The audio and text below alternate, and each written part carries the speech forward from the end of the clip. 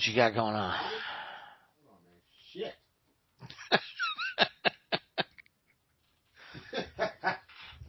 One of them days? No, it's cool, man. I just, sometimes you can't get them off the phone. Oh, I got it. And, why do I feel like we're about to be attacked by Zulus? I don't know. What's going on? Oh, that's my stereo. I hear these drums playing in the background. My thing is still, my music is still playing. I'm like, what the fuck is, okay. Now you got it. Okay, there. Holy shit. Hey, man, did you like that Historian's Almanac? Awesome. I had that was the biggest fun to do. I'll bet. Yeah. Because it was horrific. It was absolutely horrific. And I think it may be the first recorded case of a rogue killer shark. Well, I think that's probably accurate. Yeah. That happens to be one of my fortes, man. You know what I mean? I read what you wrote, and I said, I know Mark's going to like this. I had about 10,000 paragraph essay, and I erased like 3/4 of it because I thought, what the hell am I doing here? You know? Right. But yeah, man, I have extensive personal experience with every single species of shark in the Atlantic, the Caribbean, and the Pacific. So, well, those are the only ones that matter. Yeah, yeah. But yeah, I thought it was very interesting. But what? It's a great story, man. Well, it's a great story. It's been played out and played out and played out to death. Right. The bottom line is, it was a bull shark, and that's all it could ever be. Right. But right. You know, man. I mean, the media's got to play that out. And, well, you know what's funny is, I didn't have time constraints, so I couldn't really put in every part of the story, but. One of the things that were part of the story that is so predictable, after the first attack, the Van Zant guy. And now keep in mind, this attack happened in broad daylight with folks on the beach watching it happen. And even after that, they refused to close the beach. That is just so typical. Okay. Hey, that's the moneymaker there, pal. Right. They refused to close the beach, and so it's almost like, well, it's a story that's so familiar to us, it's hard to imagine, but that was the real story. Well, that is definitely the real story, and the most interesting aspect of the story that I found. Mm-hmm. To be really coincidental, and this is truly the coincidence in all of it, is in the weeks after the attack when they caught the actual juvenile great white shark with the human body parts that were in it. Right. There's no possible way that shark survived a 10-day period in fresh water. It's not possible physically. No. More than likely, some of those, I don't know. Did every single victim get found there? Yes. Well, because I was thinking that maybe it's possible, and I could be just John here, but that the very first attack that was at the beach actually was the juvenile, and that there were two sharks. One in the freshwater, which was a bull. Bull. Okay. And then the juvenile white offshore. That's a great point. Which would be astronomically, like, incalculatable, but still. But here's the situation. Highly improbable, but possible. Yeah. So, especially given the circumstances. Yeah. Okay. So the one boy, the Lester Stilwell boy, was attacked, and some guy jumped in the water and dove down and found the boy's corpse at the bottom of the creek. And he actually came up with the boy's corpse. Mm-hmm. But as he broke the surface, he was attacked. Yes.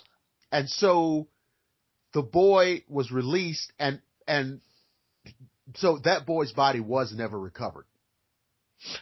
Well, then it could have actually been what the white shark picked up, with the tide washing out. But the one thing that I did want to state was, from my studies over the years here in Florida, in just fishing in estuarine environments for thousands of hours, in the early spring, the big females make their way into the intercoastal waterway, and we heavily wade fish.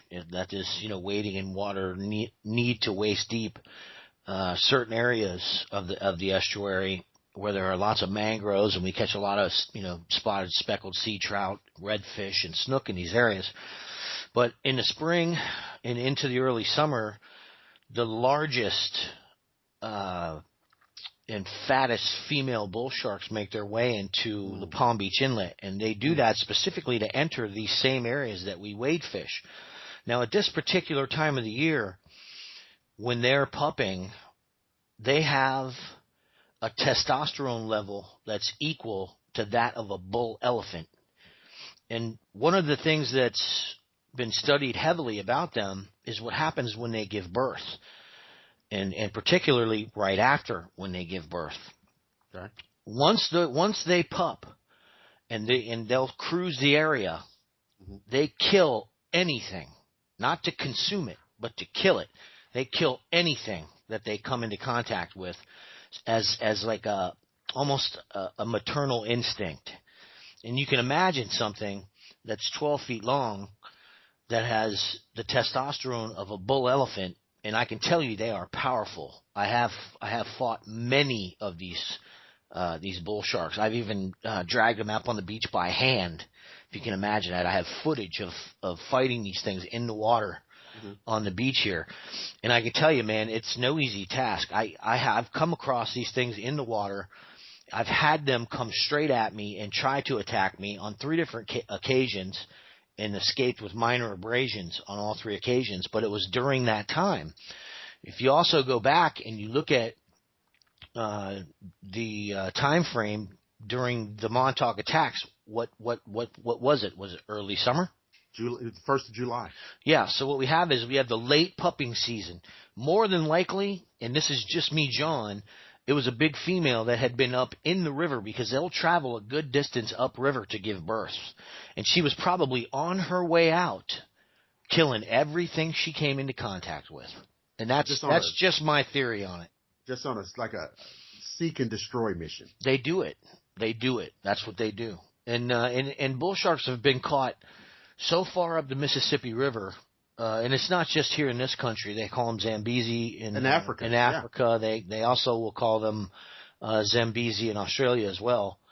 But there are gigantic bull sharks, and I can tell you without a doubt, this is the most dangerous shark in the ocean on planet Earth.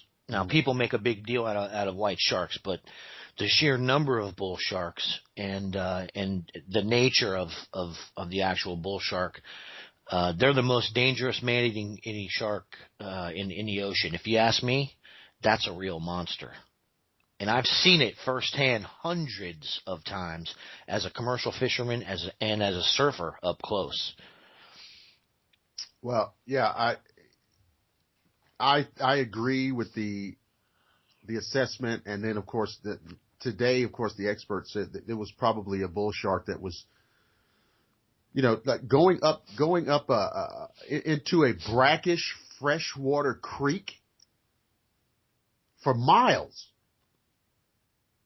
If you look at some of the photographs of the Matawan Creek area, I mean, it literally is a creek. Mm-hmm. It's not a river. No, it's a creek. It's muddy water. Yeah.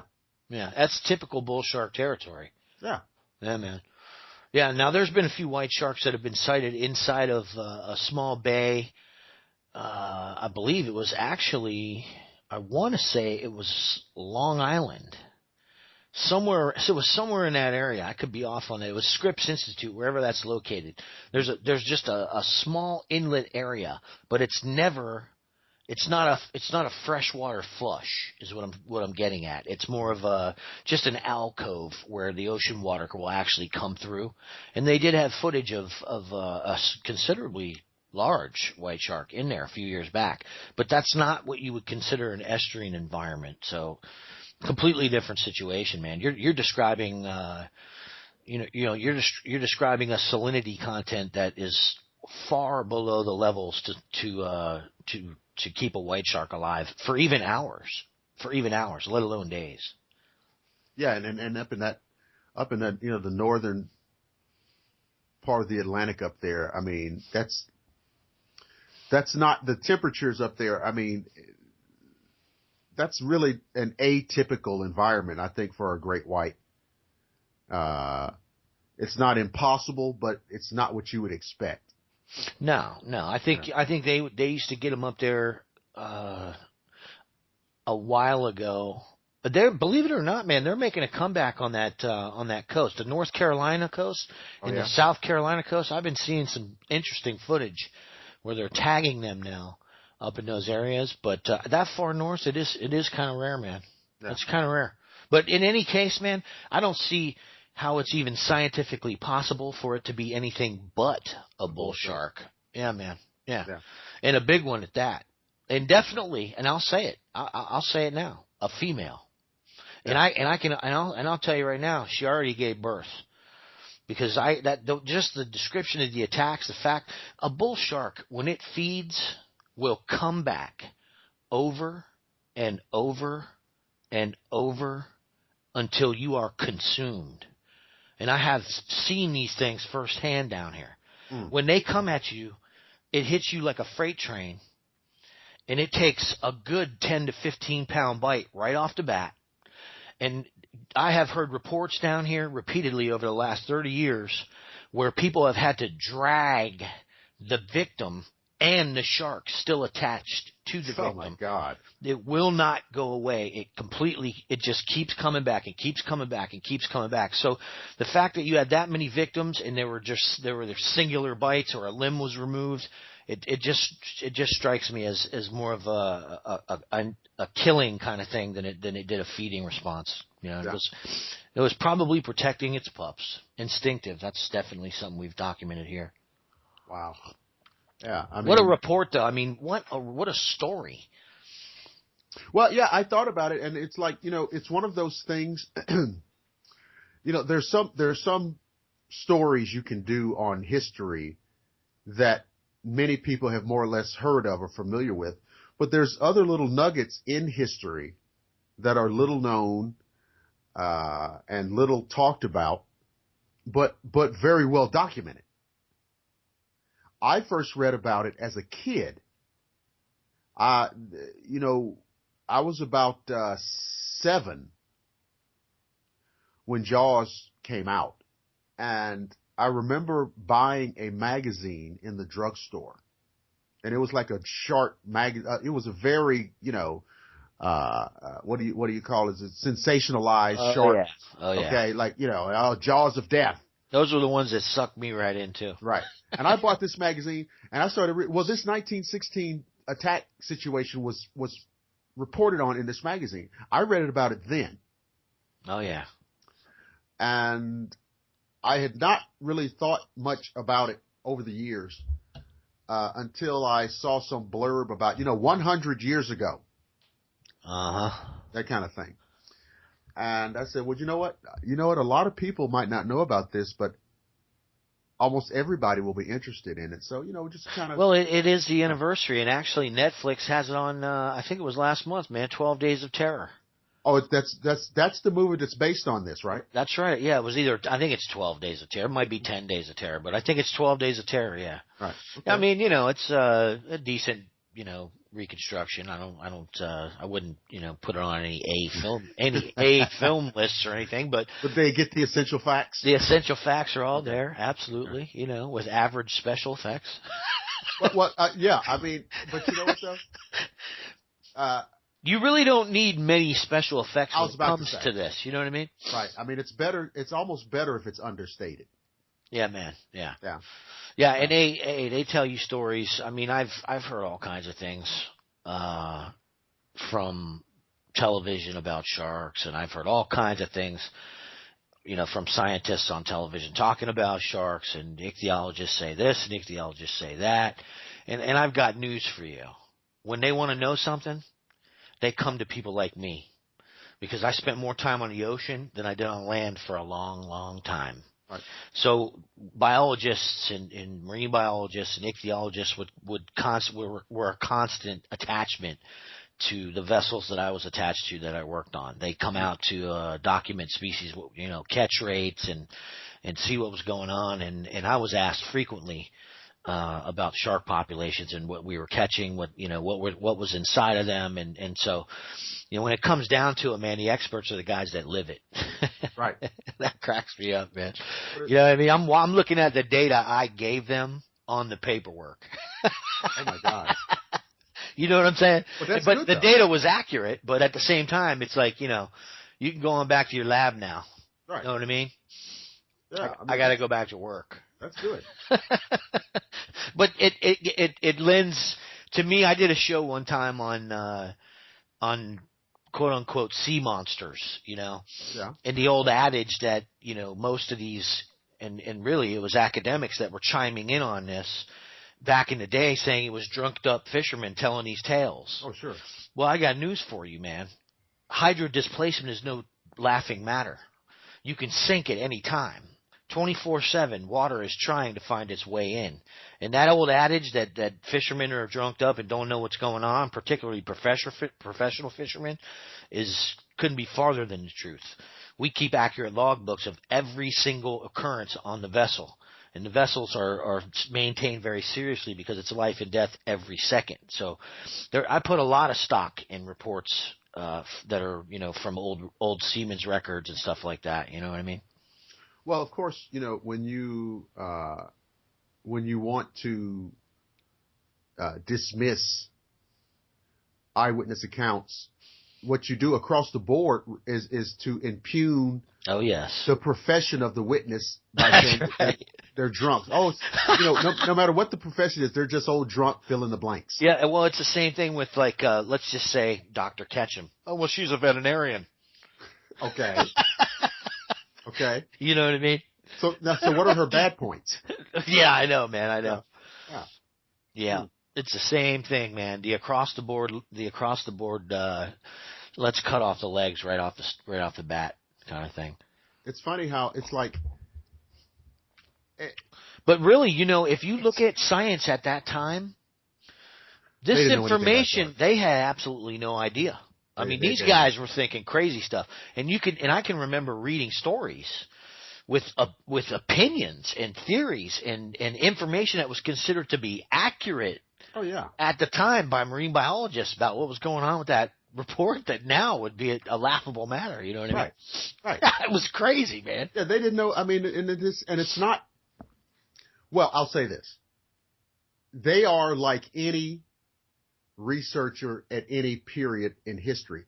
They know what they know at that point in time. That's right. Okay.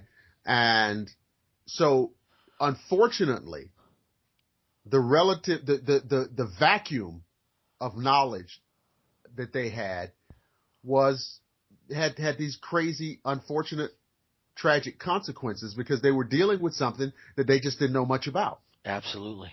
Well, it seemed utterly impossible. Yeah. I mean, it's still, if you ring it through your head, regardless of what we all know now as fact, still seems utterly ridiculous that something like that could happen. Right. That scenario is so unlikely. It is. You would think. It's like lightning striking the same place 4 or 5 times. I mean, it is. It really is. Okay. It really is, man. And so, you can't really indict them that much. No, absolutely not. Well, I mean, we learn as we learn. That's it. Yeah. That's all there is to it, and you think about it. At that time, how many years was it from then till Cousteau invented the aqualung? Oh my God. 40 years? Yeah. Because it was 54 or something like that, Yeah. right? Yeah.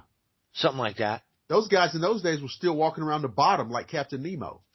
You know what I'm saying? And you weren't going to do that in Matawan Creek. I got news Right. for you. Right. Because it's like 4 feet of water. Right. No, I could picture the scenario when that guy had Lester Stillwell's body, and then he himself began to get attacked. Well, apparently that's what because there were several people on the shore, and apparently he broke the surface of the water with Stillwell's body, and the shark hit him. Oh, could you imagine the eyewitnesses? I mean, it had to be an absolute horror show. I mean, who's going to go in and look? Not me. You know what I'm saying? No wonder they didn't find his body. Yeah. You know what I mean, those guys and the guys jumping in. I mean, obviously, it's things change when you're talking about kids, right? These guys jumped in the creek in part because it was unimaginable to them that in this creek there's a bloodthirsty shark. There's no way they had no conception that was happening. I guarantee you that. Right. Even if they saw the fin, they went, "What the hell was that?" Well, what is that? What is that? It's a big bluegill. Yeah. You're right. Stingray. It's stingray at the most. Mm-hmm. But no, I mean, they jumped in because, something happened. The kids, they're playing, they're out of control. Something went wrong. You just got to jump in. Let's look for this kid. I mean, that's what they were thinking. And what a mistake. Right. So you got these guys jumping in, flopping around in the water.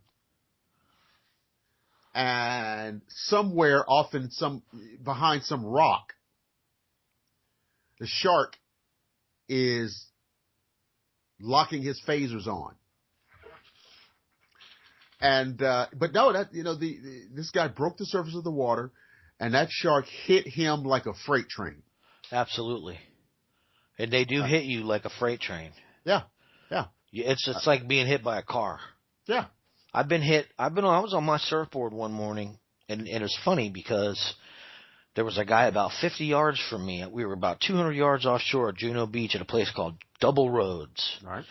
And there was about a 4 to 6 foot swell. It was like head high swell coming in. It was beautiful, but it was a jade green. When we get to tropical weather, we get this jade muddied green kind of toned water, and it's coming up from the south, and there was a real good current pushing to the north.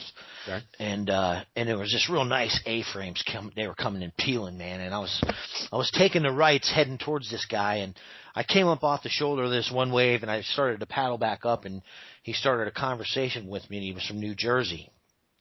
And the first thing he said to me was, "Are there a lot of sharks around here?" And I said, "Yeah, man, this is South Florida, bro. This is the shark capital of the world, man. You know what I mean? This is like 33 to 40 attacks a year documented, Right. But most of them are just investigatory. They're going to take a bite and they're going to swim off. Right. We rarely get a fatal attack. Right. And as I finished saying that, I was paddling towards the next set. I lifted my right hand out of the water, and a head about probably 2.5 foot thick. It was a good 9 or a 10 footer. Ugh. A bull shark's head came up after my hand as it came out of the water, and it hit me so hard it knocked me off my surfboard, and you could hear the mouth snapping shut and the teeth clacking and water expelling from its gills and its mouth as it did this. And this guy saw it happen. And me, I instinctively held onto my surfboard and tried to push it, with my surfboard. Right. And I got back on and I started to paddle and I said, "Go, go." And he's looking and his eyes are like the size of golf balls. Sure. And he's like, "What the hell was that?" And I was like, "It was a bull shark. Go, go." And I got to tell you, we talked about this on prior shows. That's when I was most afraid because I couldn't see it again. And I knew it was already after me, and I knew what they do, and they typically don't stop. And so I just kept my feet up and, gingerly paddled, and then I waited until the right moment, and I stayed right in the lineup, which is basically where the waves break. So I stayed right there for just a second and positioned myself, and the next wave came, and I paddled for it, caught it, stood up, and rode it all the way to the beach. Man, I came out of the water. I was dragging my surfboard, running up the beach, man, just dragging it behind me, trying to get to dry, out of the water. Because even in a foot of water, man, they'll come right up. I've seen them come up out of the, take a wave all the way up the beach, 20 feet up the beach, and attack a jack crevalle, kill it on the beach in dry land, and be spinning around in the next wave, catch them, and they'll go back in the water. Mm. So we were freaking out. I mean, that was the first of 3 attacks that I had in 1 week, and I quit surfing. That was the end of it for me. Oh, absolutely. There's no question about it. I had 20 years under my belt, and it was everything to me. It was my only peace in life. And I don't think I've been on a surfboard, and it's been 16 years. I started killing them. I started fishing heavy. It was like I did a quint. I hate to say it that way, but I did a quint. I just hated them after that because I felt the water, cage in the water, sharks in the water. That's it, man. I felt like that. I felt like they took what I loved most from me, but over time you get over that kind of stuff. You start really seeing the necessity for what goes on in the ecosystem and so on. And not only that, but they removed the net ban down here. So what happened was they made a real strong comeback. And man, I can tell you right now, if you walked in my front door in 20 minutes, we could be at the beach. 10 more minutes, I could put a bait out. In 5 minutes after that, I'd have you on a 10-foot shark on the beach. Just right then, catching one. There's so many of them, it's ridiculous. It's reliable film. I've done it dozens of times, like on camera, gone down there and done it. So it's an incredible, man. There's a lot of sharks down here. The Mattawan thing, God forbid, man. We have a lot of estuaries down here. To my knowledge, that's never happened here, though it almost happened to me on a couple of occasions. I managed to not have it happen. So, well, I managed to escape. That guy's, but this particular kind of story, like I said, it almost never happens, except like we know about this case, and it's the first recorded case of this that I'm aware of. I'm sure, obviously, it happened back in time somewhere. That wasn't recorded the way that they record things, obviously, in the 20th century. But it's just not the kind of thing that's going to happen very often. Every summer, you'll have an attack on the West Coast, you'll have an attack in South Africa, you'll have an attack in Australia, and that's expected. Yeah. But to have this fatalities like that, yeah, but multiple attacks by one animal in one area. Yeah, man, that's something else. Well, okay. That's Jaws is what it is. Well, that's what, Peter Benchley absolutely predicated the novel in part on this story. Absolutely. And I think Dreyfuss and Brody actually referenced it. Mm-hmm. In a roundabout way. I don't know that they used Mattawan. No, they said Jersey 1916, Shore. Yeah, Jersey. And of course the mayor didn't want to hear that shit. We're only 24 hours. Only 24 hours. Only 24 hours. So, I know that Jaws is, a fantasy film in so many respects, but basically the story, the essential quality of the story that you see in Jaws is ostensibly what happened in New Jersey and surrounding areas in 1916. Minus the 25-foot shark and all of the things that are part of movie making. But it was a rogue killer shark. And that's essentially what happened. There's no getting around it. Now earlier you referenced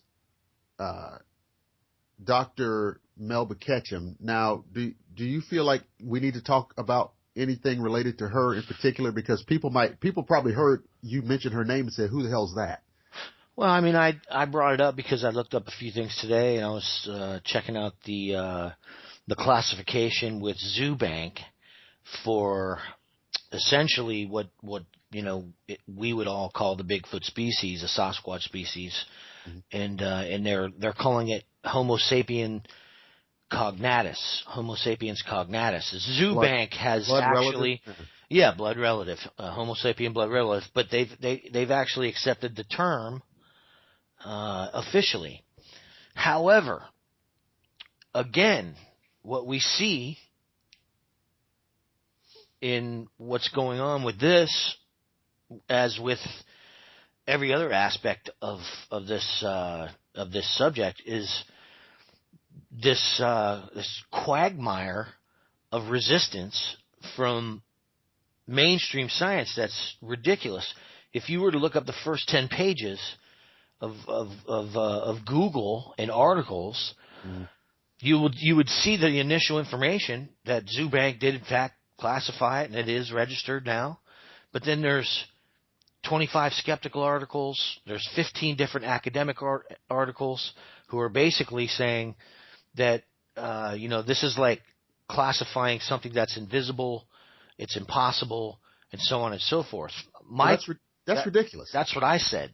I said, well, you'd have to have something to classify it with, other than just a name. I can't just call Zoobank and not submit something of note. Okay, well now, Mark, so here's what this is. Those are sour grapes. What you're seeing now is the sour grapes coming out of the woodwork. Now, Zoobank, of course, is the official. They register zoological nomenclature, so it's official. All right, and the zoological nomenclature is what lets researchers all over the planet, regardless of what language they speak the same language. Because we all use the same terms when we talk about these with the zoological nomenclature. Carcharodon carcharias is a great white shark, no matter what language you speak. Right. So, these people coming out publishing these negative articles is an expression of sour grapes. Because ostensibly what this means to me, and we're in the early stages of this, I know. But what it means to me is that really, it looks like they have officially lost the argument. It sure sounds like it. And judging from the behavior, they're not too happy about it. I read a good 5 or 6 different articles, and it was all the same tone. The typical rhetoric, classification without any physical, backup, and how can they ever even do this, and blah, blah, blah. It just goes on and on and on. And the articles seem to be written by people who haven't actually analyzed the data themselves, because let me ask you this. They had a multiple scientists that submitted for this nomenclature. Let me ask you this. I'm not a geneticist. Having examined the data. So, what I mean? I'm not a geneticist, but let me ask you this. DNA testing, sequencing, that's not done on an etheric level, is it? I mean, you have to have something physical, don't you? I would certainly hope so, since they're putting people to death because of it all over this country. I just wanted to make sure that genetic testing was not one of the black arts. No. One of my arguments for the validity of the Ketchum study has always been the fact that on a daily basis in this country, people are convicted of crimes. And the old adage in the Bigfoot subject that DNA somehow is contaminated permanently is ridiculous, when the bottom line is forensic DNA analysis was specifically created to eliminate or separate and identify contaminants so that you could determine multiple suspects at crime scenes. You could tell exactly who was there. You could tell exactly whose blood was what, or whatever, whatever type of fluid or bodily substance was present, whether it be skin, hair, whatever it was. So when I hear someone on a television show come out with, well, the test came back as Homo sapien or human, so they must have been contaminated. I look at that gentleman, whoever he is, and I don't care if he's the head of the Department of Genetics, and I say, well, isn't there a way to be sure? I mean, you do know how to do your damn job, don't you? Because the bottom line is they can separate, not only can they separate the contaminants, but they can tell you what the damn contaminants are. Right. After the fact, and then have a clean sample to test. So that's where we see that in those shows, and the public walks away going, oh, well, it was contaminated. Well, that's because that's where you were left. But see, the study goes on behind the scenes, and you can believe that. Well, again, unless we're just all wrong, it looks perhaps in a preliminary way like we are coming down to the days that I knew were inevitable. It was inevitable because Bigfoot is real. And I knew at some point through this accumulation, through this accrued level of evidence and data and research, there would be a cumulative effect. The dam would start to crack. I knew it would happen. It was inevitable, and the resistance would start to fall by the wayside. Not without kicking and screaming, of course. Okay, but I knew that these days were coming, and there's going to be a lot of gnashing of teeth. There's going to be a lot of mudslinging. There's going to be a lot of name calling. There's going to be a bloodbath of vitriol on the internet. Oh my God! Oh, more so than there already has been. Right. Rest assured, careers have been ended already. There's going to be people who, on the scientific end, who are upset because that game is up. There are going to be those on the hippy-dippy end who are going to be upset when they find out that Bigfoot doesn't come from the 12th dimension. And by the way, you people who, propagate that stuff, you haven't helped this research along at all. You haven't helped this research along. You talking about Bigfoot coming off a spaceship, talking about Bigfoot, coming out of some quantum window, or coming over from the spirit realm.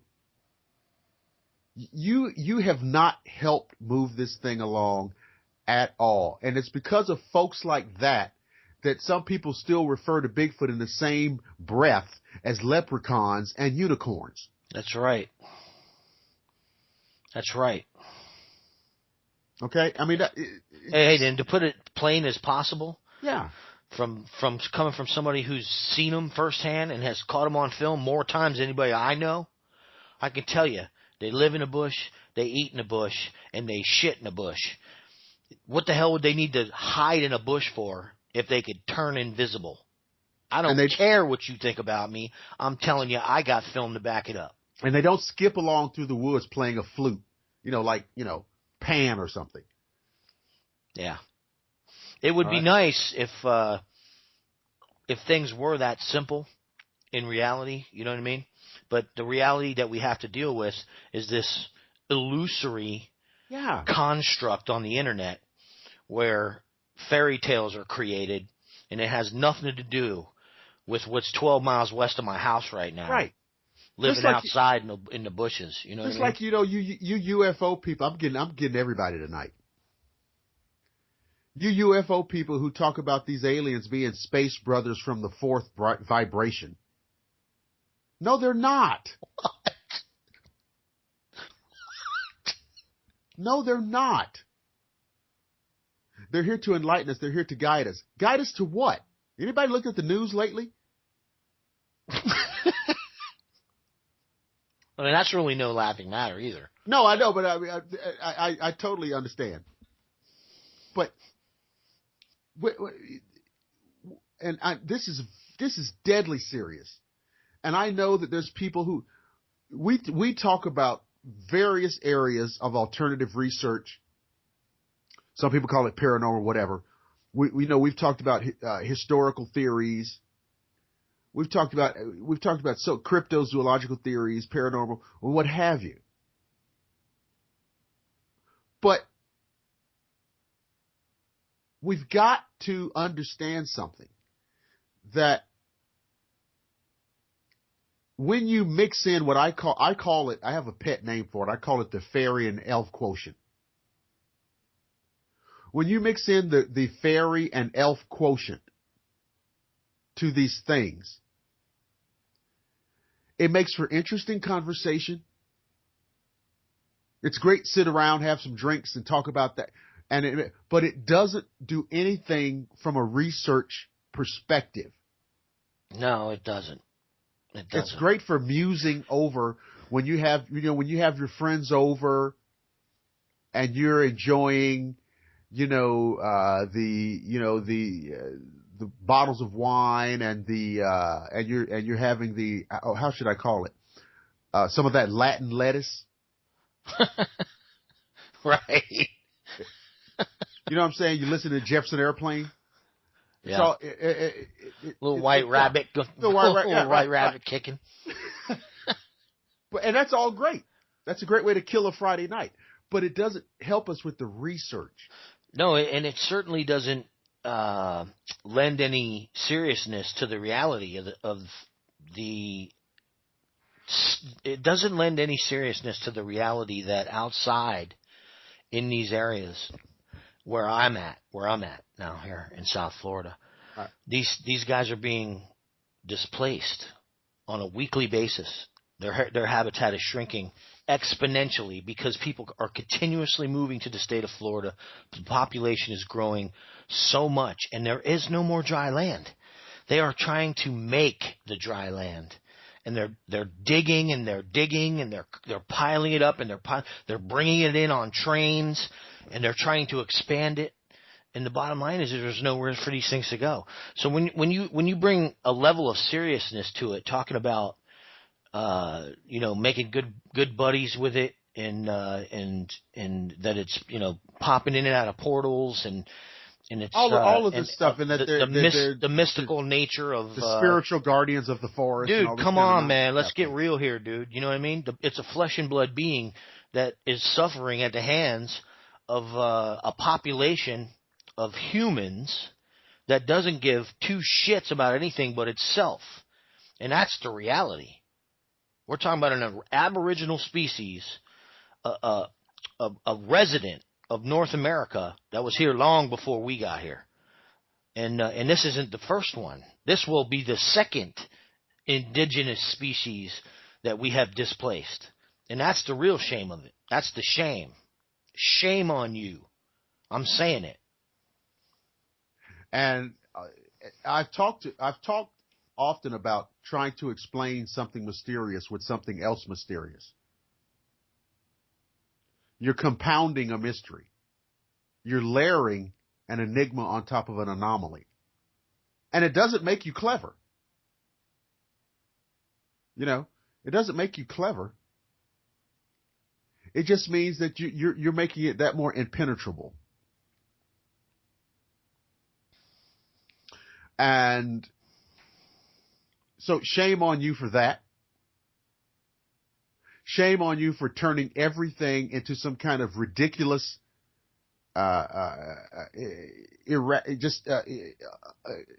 hodgepodge of esoteric gobbledygook that nobody sober can discern. And people wonder and consistently accost me about why I don't allow comments on my videos. I'm not going to. I'm not allowing that. You kidding me, man?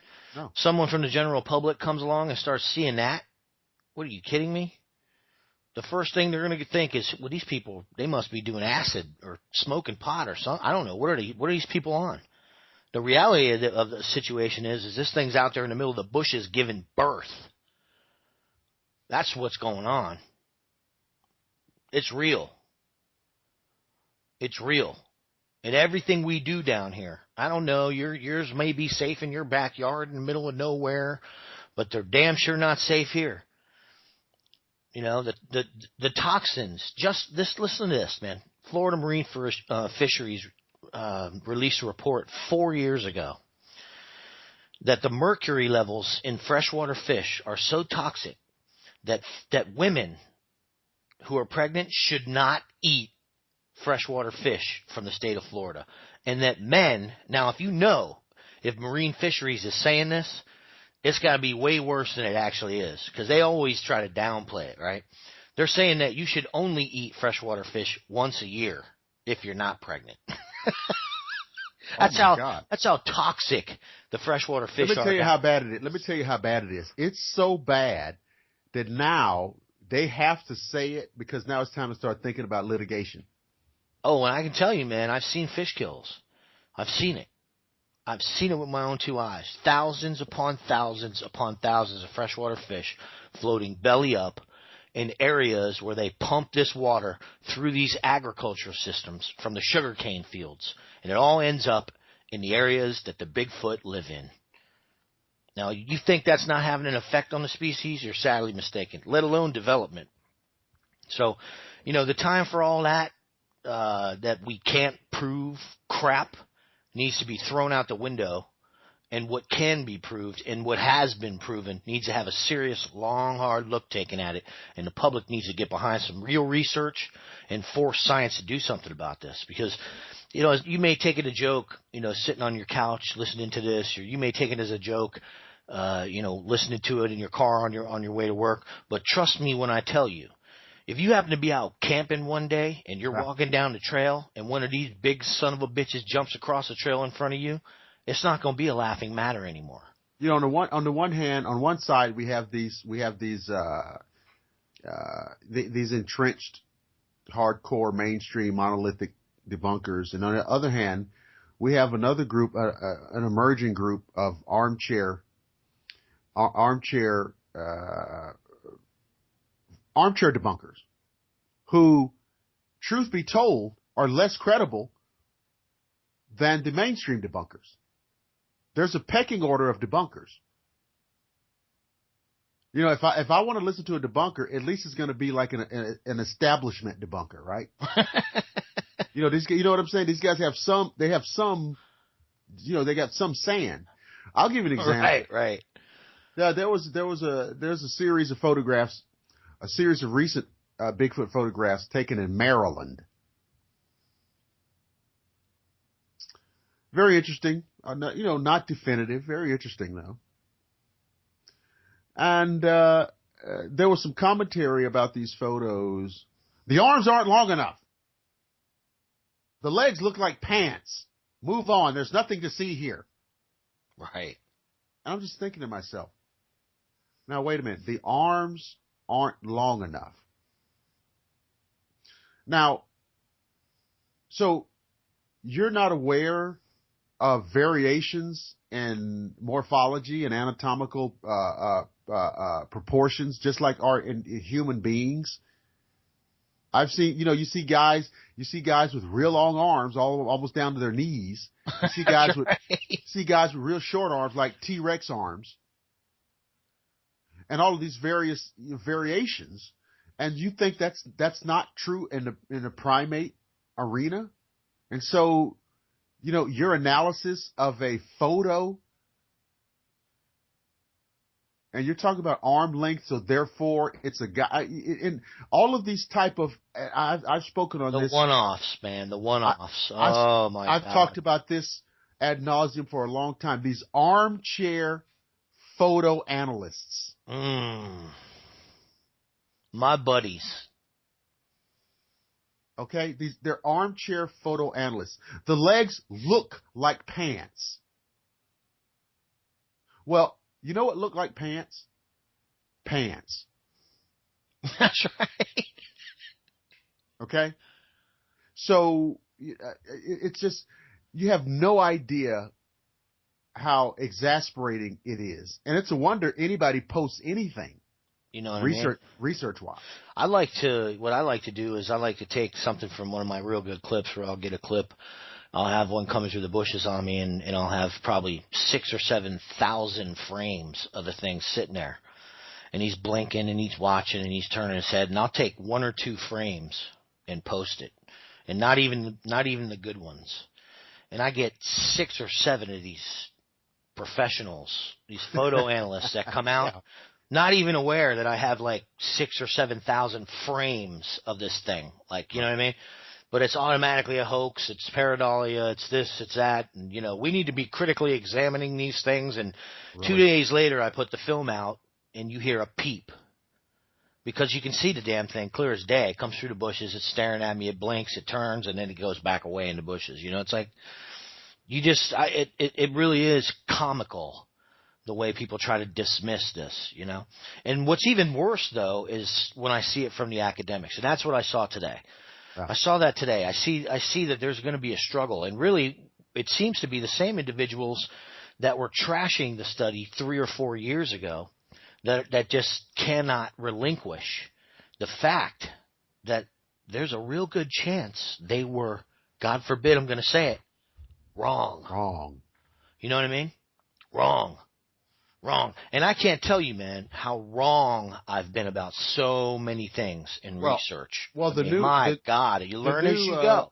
You learn as you go, right? Well, yeah. In the common sense, regular people universe, yeah. Okay. Yeah. But another disturbing trend to me, which I see across many spectrums of life, is, and this is really dangerous, even when I'm wrong, I'm going to double down. Because even though doubling down when I'm obviously wrong makes me look bad, I just can't say to everybody that I am wrong. Yeah. And that is becoming an absolute norm in our society. Oh, man. I can't say that I'm wrong even when it's demonstrably clear that I am. So I'll double down with my rhetoric. And make it even worse. So that, you see, and it's because, and here's the thing, then that way, the appearance of the argument never ends.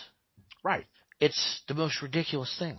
There's a concept, Mark. I call it the myth of false neutrality. Well, there you go.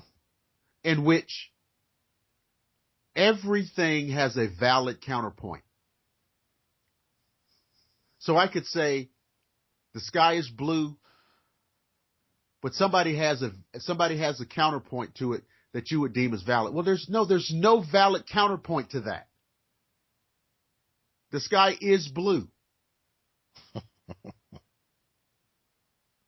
And it doesn't matter what your perspective is. It doesn't matter what your life experience is. It doesn't matter where you went to school. It doesn't matter where you grew up. It doesn't matter what side of town you live on.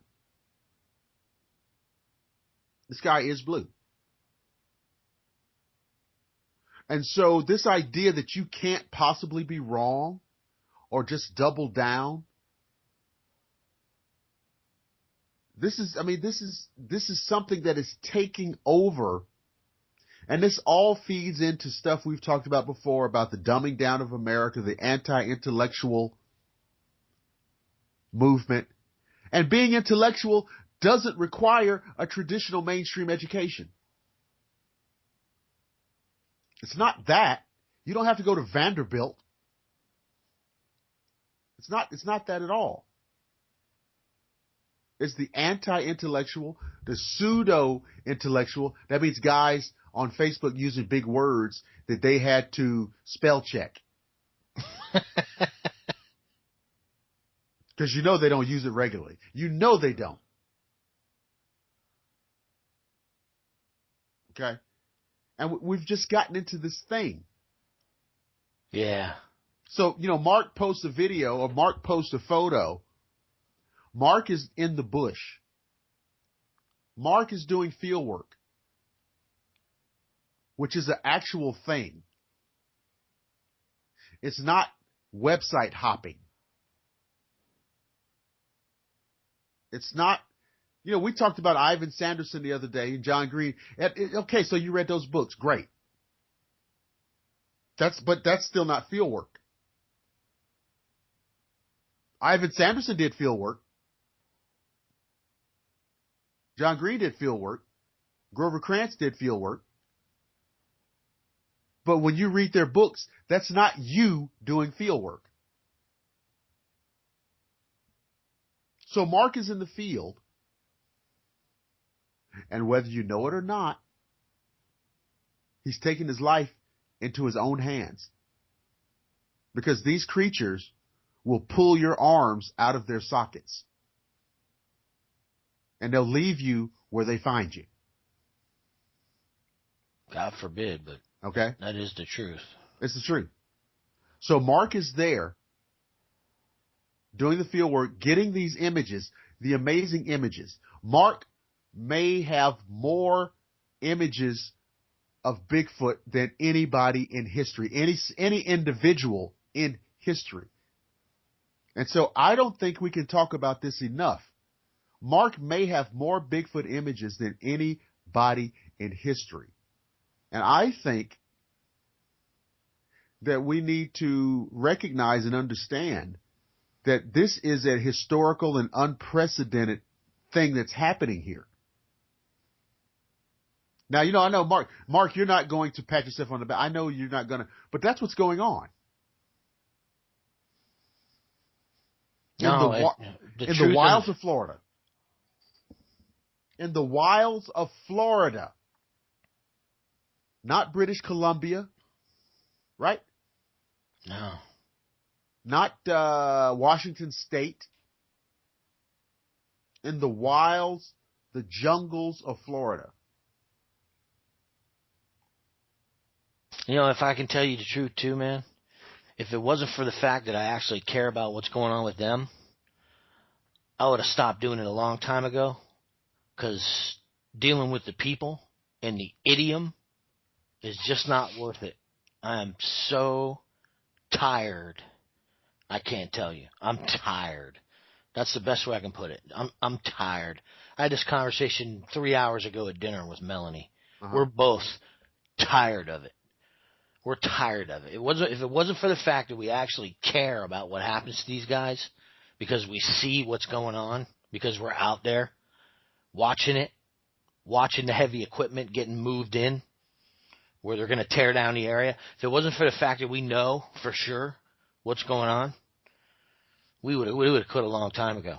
Because, you talk about impossibility. My God, man. You can show people hundreds of images, thousands upon thousands of frames, and it just doesn't sink in. Yeah. They're complaining about your camera angle. No, this morning, this is how I woke up. This morning. The first email that I opened this morning said, and I quote, "Your films are getting boring. You need to get out in the field and really do it." Well, where the hell did you get the film from? I don't know, man. I don't know. But that's what I wake up to every day. Like, there's nothing but bush and bugs and Bigfoot in my films. I just look at that, and this is one of my subscribers, man. So I just went real conveniently right over to the button that said block and blocked his ass. And that's exactly what I'll continue doing, because I can't deal with it anymore. Well, that's what, we're going to Agenda Earth, look, Crypto Reality, Agenda Earth, Mark, let me tell you something.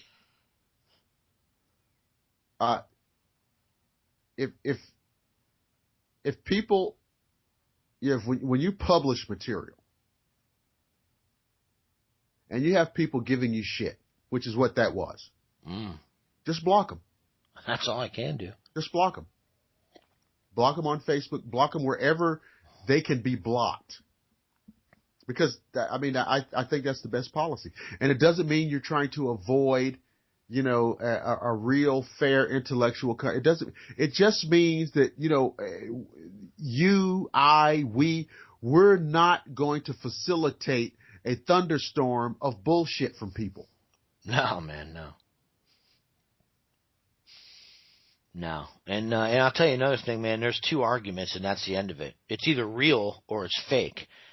And it ain't fake because there's something there. And it sure as hell looks like what everybody's been describing. And there's plenty of them in there, too.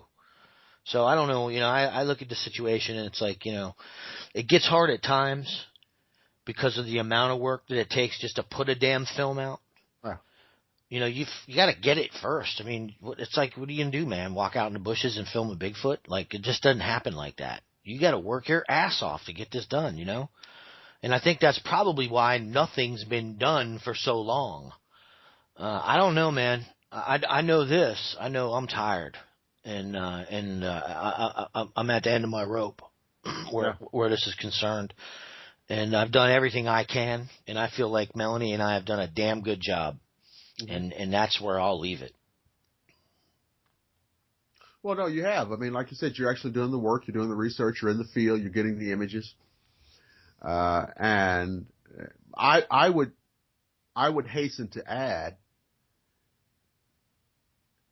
that while I understand the onset of fatigue, I would also say,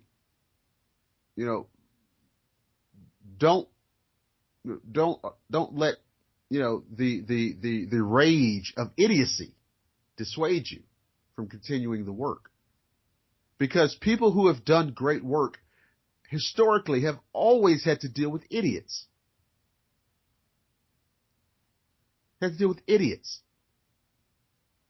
And because we live in a technological age, those idiots manifest themselves through the social media. And it's never going to change. So don't let that dissuade you. I know it's tiresome. Oh, man. Okay. I mean, it's not just that, I mean, I talk to you about a lot of different stuff. Yeah. The copyright infringements, I mean, it's just ridiculous. The thievery, it's just like, it never ends, man. I turn a corner in the morning, and it's funny because sometimes we go places and people recognize us, and it's like almost embarrassing and shit. You know what I mean? Like, I kind of like try to get out of there as quick as I can, kind of thing. Because we're local, you know what I mean? It's like they kind of like, there's Bigfoot people everywhere. If somebody imagines, it just blows my mind when that happens. I'm like, my God. If somebody imagines that you're making $1, they start thinking about ways where they can get it too.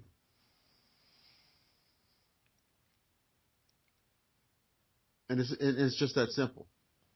And if they can't figure out a way to get it themselves, then they'll criticize you for making that dollar.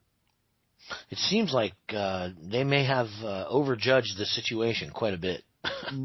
Yeah. Because that's just not the case, It really isn't the case. But it's how people, people who would never admit it are looking for a cheap, a quick buck. Yeah. And if I can't get it, I absolutely don't want you to get it. And so all of these things are going on. But you know what the thing is, Mark? You've done a lot of work, and so if I can state it colloquially, you're going to get paid. Well, I don't know what the hell is going to happen, but I can tell you this, man. I'd absolutely love to have some real academic examination, thorough examination by you on a lot of what's on our films. I know it would take some time, but to actually put some type of a study together based on the information that we have, along with some of the most incredible footage that we're getting, what I think would be just complementary to everything that's already been done by those who've come before us, Mm-hmm.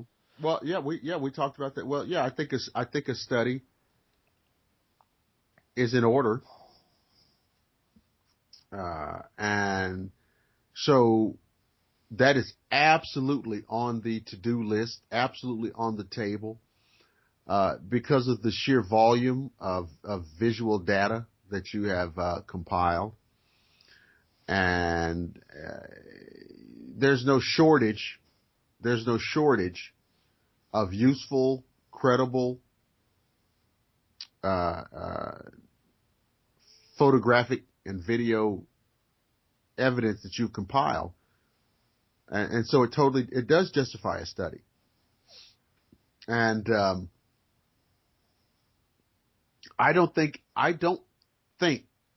that there's been very much like this done in the history of research into the mystery hominoids of North America. And I think it's well overdue. And we have things on the table. So, listen, again, and I don't think we can overstate this. In addition to the proposal of this study, you are right now putting together a 5-hour lecture series predicated on your fieldwork. That's right. You're doing that right now. That's right. Exactly how I did it. We call it Cryptozoology 101, the Sasquatch reality. Now, here's the deal. Mark is creating this lecture series, and the basis of these lectures are his observations, his fieldwork, his theories, his ideas, some of which the general public has never seen or heard. Okay? Now, Mark and I decided to make this available to the public. So there's information contained there within that's not on Crypto Reality. It's not on Agenda Earth. It's specifically for this program, for this series. It's a 5-hour lecture series. It's going to be done live on Skype. Everybody has Skype. If you don't have Skype, it downloads for free in like 2 minutes.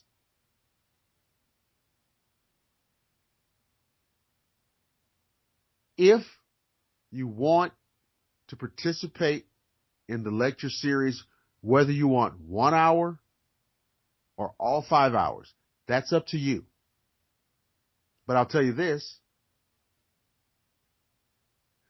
The American Institute of Metaphysics is approving a certification after 5 hours. It's a 5-hour course. It's a 5-hour lecture. So to get certification for the lecture, it takes all 5 hours. So if you just want this for your own edification, if you think it's amusing or you think it's interesting, you can take 1 or 2 hours. But if you want the certification for the lecture, you need to take all 5 hours. Now, I'm going to tell you how to find out more information, and then Mark's going to tell you what you're going to get in this lecture. If you want more information about how to register for this live event, it is 800-965-8504. I know that in the past there's some people who've just lost their minds because they dialed the wrong number. I don't understand any of that. Somebody talked about, oh, well, I got some kind of casino or I got some kind of psychic bullshit. If you don't know how to dial a phone, have they changed the numbers? Have they changed the alphabet? No. I don't think so, no. Okay. 800-965-8504. We will send you a very short, a very simple registration form. It's 1 page, guys. and then you're hooked in. So, if that's you, Mark, tell them what they're going to get. Well, you're going to get everything that I've picked up in 2 decades, and it starts, believe it or not, with a long, hard look at ourselves. So if you're going to take the course, prepare yourself, because we're going to take a long, hard look at what's been said as proposed against what's worked in our field research. If you're curious as to whether or not it does work, there are, at this point, 81 films on Crypto Reality YouTube, and I think 66 of them actually show real Bigfoot that we've caught in our research areas using the techniques that will be described during various stages of the course. We're going to go over everything, like I said, from taking a look at yourselves and our own perspectives on the subjects. We're going to figure out what does work and what doesn't work based on that. We're going to talk about planning and executing our own expeditions. We're going to talk about a lot about field safety where the species is concerned. We'll go into a little bit about what the actual Bigfoot species appears to be from real field research. Of course, we don't have a cadaver. We don't have one in our garage. So we're going to be going off of the behaviors that we witness. I thought you did. I thought, wait a minute. Wait. I thought you don't have one in the garage? Not yet, no. Oh, damn. Actually, you know what? I don't want one in my garage. I couldn't even imagine. But we're gonna go over how to collect evidence in the field, and most importantly, this is the most important aspect of forwarding our field research. It's something Melanie and I do on a weekly basis. We take all of the evidence that we found, whether it be tracks, any kind of sign throughout the tracking process, which will be a big part of it, the tracking aspects, and we analyze and crunch the data. This is where 99% of the field research community goes wrong, is they don't understand how to analyze the data that they are actually finding in real time. And this is what has led us to be able to show you the things that we show you in our films. In addition to that, we'll go over how to present your evidence to the public so that you can remain a little more psychologically prepared to deal with them. So the course itself is going to be incredible. We'll actually give you gear lists on some of the best gear out there, the stuff that we've used that's cost affordable. You'll be very surprised to find out what type of equipment we use to catch most of this on film. And like I said, you're going to be able to have a one-on-one with me the entire time. I'll be able to answer any questions that you have. And it's going to be a great time, man. We're really going to get in depth in the subject of field research, real field research, and conducting it in your area too. It's not just regional. Right. So we're going to show you how, wherever you live, to find those areas somewhere around where you live to where you can begin to go and conduct your own field study. And if it's just a curiosity for you, then you're going to have a vast amount of information with which to draw from, so that when you do begin to view evidence online, not only will you treat it with the respect that it deserves, which is first and foremost to me, that I don't tear at other people. We're gonna go over that. There's a lot of ethics involved in this. And I think that what really we're trying to do with this series, aside from educate you guys, is we're trying to bring a more serious dialogue to the subject, right.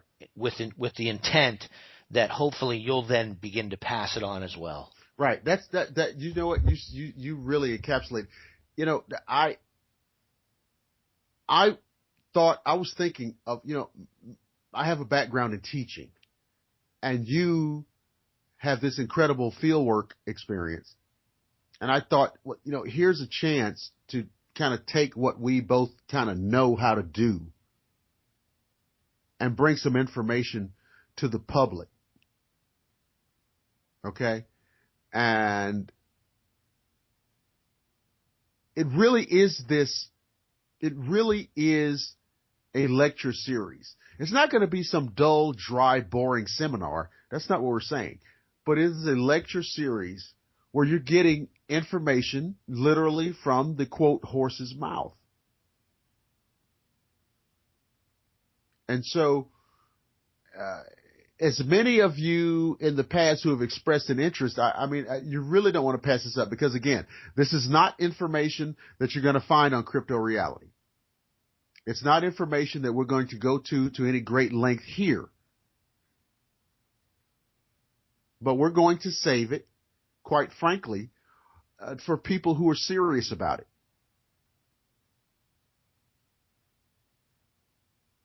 We're going to save it for people who are serious about learning more about this creature and about this extraordinary set of circumstances and about the extraordinary amount of data and information and evidence that Mark has compiled. Yeah, I think really the most important aspect of what we're going to bring to light is how to begin to react organically to the changes in the environment in real time. This is what puts us in close proximity and gets us close enough to get the footage that we need. And, finding tracks has become a lot easier now. It doesn't strike us like it used to. But the stuff that goes through my head in real time, that's the stuff we're going to be covering in the lecture, and I don't share that with anybody. Right, that's the thing. There's an exclusivity here that you need to be cognizant of. This is an opportunity for people in the general public with the requisite interest to really get some inside information. And but again, if you want to enroll, if you want to register for this, it's 800-965-8504. Now I'm going to do something here. I want to continue our conversation, but we're going to take a break. And we'll be right back on Agenda Earth. I'm Dr. William Lester, and my co-host is the phenomenal Mark Zaske. We'll be right back in a moment. With the very next episode of Agenda Earth. Ladies and gentlemen, take our advice. Don't swim in Matawan Creek, or in any oceanic body of water at dusk, or at night for that matter. For when you do these things, you truly do end up on the menu. Have a good night. This has been another safety message from your friends at Agenda Earth.